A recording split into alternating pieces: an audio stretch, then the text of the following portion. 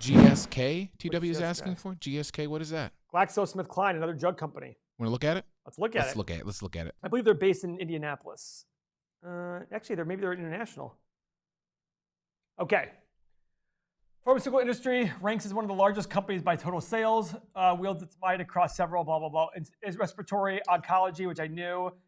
Glaxo also uses joint ventures to gain additional scale in certain markets like HIV and consumer products. So guys, another pharmaceutical company, go figure out their pipeline. Do they have drugs coming off patent? Do they have a good pipeline coming in for new drugs? Very important for that business. Paul, what company is this again? GSK? GlaxoSmithKline. Okay, keep going. $95 billion market cap, 5.5% dividend. Let's call it $5 billion a year in dividend. 5.5, that's good, right? Yeah, that's real good. Nice. PE, check mark, 11.6. Ooh, okay. Profit margin, 14%, check mark. Hey. With the 67% gross margin. So good stuff so far, kids. Hey. Good stuff so far. Revenue growth, Paul. Profit growth. What are we doing? Revenue growth over the past 5 years. Pillar number 3.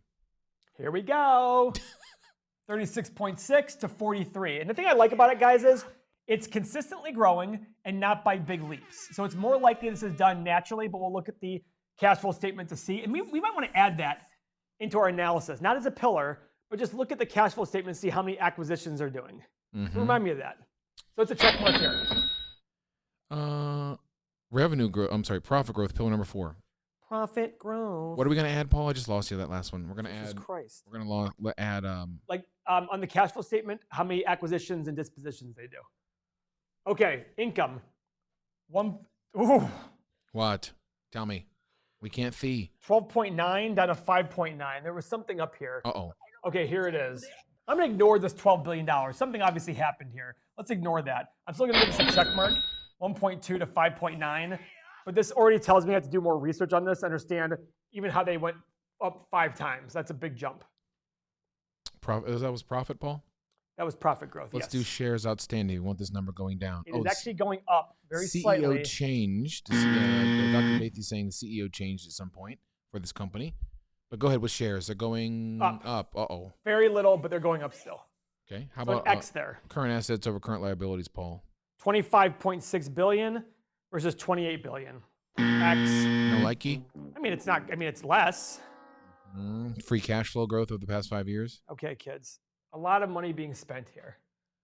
1 billion to 7.5 billion. Wow. Check mark.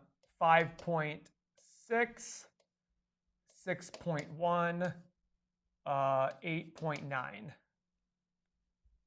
That's about 30 divided by 5. So it's 5.8. 5.8. 30 divided by 5. Oh, yeah, you're right, because it's 6. Yeah. So call it 6 here. And what did they spend on dividends? What's that, Don? 5? They spend 5 on dividends? I think you're right, because it was $93 billion market cap at 5.5% dividend yield. You're right. That is dangerous? I mean, that's tough. I mean, they did $7.5 billion last year. It's 2/3 of the money. It's a lot. I mean, I don't know if it's good or bad, but either way, the average is $6 billion. The average is $6 billion.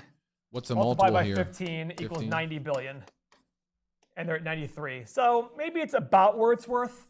I don't know if I'm excited about this one, guys. I don't know. I mean, we look at the cash flow statement in acquisitions, $5 billion. Actually, they sold stuff here. They sold stuff in all of these. These are all sellings. Net sell. So we're looking at GSK stock, guys. 95 billion market cap. PE is good. The profit margin is good. The revenue is growing. The profit is growing. The shares, unfortunately, are growing, and they don't have assets over liabilities. That's not good. They sold a big thing in 2015, which I'm okay with. Oh, by the way, that's probably why they had the big profit jump that year. It was a gain on sale of asset. Okay. So that's probably why they had that big profit number that year. Listen, I'm not opposed to this. Mo will continue to talk about more about the pipelines and things like that, but I'm not opposed to GlaxoSmithKline. I'm not in love with it. Let me see. What was it, GSK? Why is my analysis coming back at around $20 a share? That seems kind of low for it. It must have been most recent quarters were probably down. Because this doesn't do the full year. This does the most recent quarters, which is more recent. Free cash. Yeah, their free cash flow was down a lot in the last. Yeah. I'm not opposed to this, guys. I mean, you have to sit there and understand, like, the pipeline here is, if it's good, it might be worth. Now, I'm not buying. Oh, the other thing is, I want a bigger discount than most people do. I'm not buying it at 35 or 37 or whatever the number is. I'm going to want to buy it as a value investor. I'm trying to buy $1 for 50 cents. Like, I don't try to buy things worth it. If I think a company, if I sit there and go, I bet my life a company's worth $100 and it's selling for 100, I ain't buying it. I want to buy it for 70 cents or something like $70 or something like that. That's my goal, is to always buy it for less. So my price versus somebody else, but do I think this company is 25 maybe to 30? I don't know why it's coming at such a different number. Oh, that's why we said the numbers we did were based on the last full year. These numbers here are based on the most recent quarter, and there was a massive fall in the quarterly free cash flow. Massive fall, fell by 80%. So you got to factor that in there when you're doing all your numbers. And that's going to be the downside of your models. Your models aren't going to. Recently with COVID, it caused quarter-to-quarter aberrations that were to the plus and the minus, good and bad.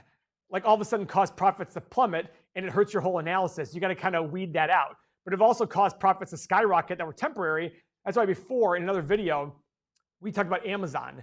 I think Amazon's big surge in sales is going to be a more permanent one. It's not going to drop back down. I think it's going to be a more permanent surge, and I think I'm okay with that. Other companies that have collapsed, that's not permanent. Carnival Cruise Line, Southwest, those aren't permanent collapses. They're going to get back into business. The question is, can they survive?